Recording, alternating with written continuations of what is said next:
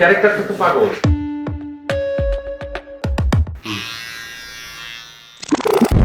এই জিনিসটা আমি ঘুমের মধ্যে স্বপ্ন দেখি, এটা আমার জীবনে একটা আতঙ্ক। এটা প্রচন্ড গরম একটা জিনিস এবং এটার অসংখ্য ছ্যাঁকা আমি এবং আমার মেকআপের সুমন যথেষ্ট ছ্যাঁকা খেয়েছে। দর্শক মন্ডলী, নূরের চুল দেখে নিন শেষবারের মতো। আমরা এখন নূরের চুল কেটে ফেলবো। Roll camera, rolling, action.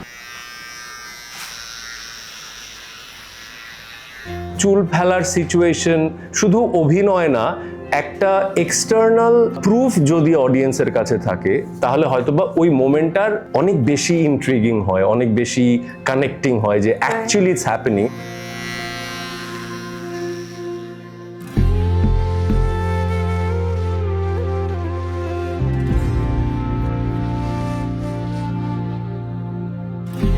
এই যে পেছনে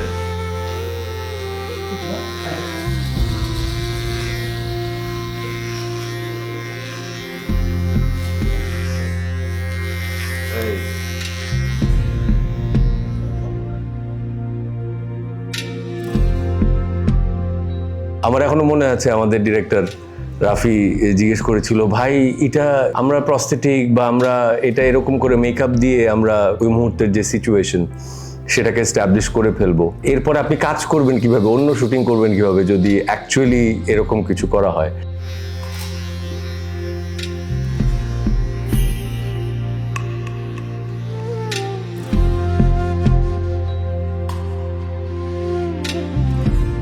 যেহেতু শিল্পীদের বোধহয় একটা কমন বিষয় থাকে, সেটা হচ্ছে একটা নেশা, যে একটা দর্শককে যদি টাচ করে, একটা দর্শকের যদি ওই মোমেন্টটায় খুব বেশি কানেক্ট করে ফেলে,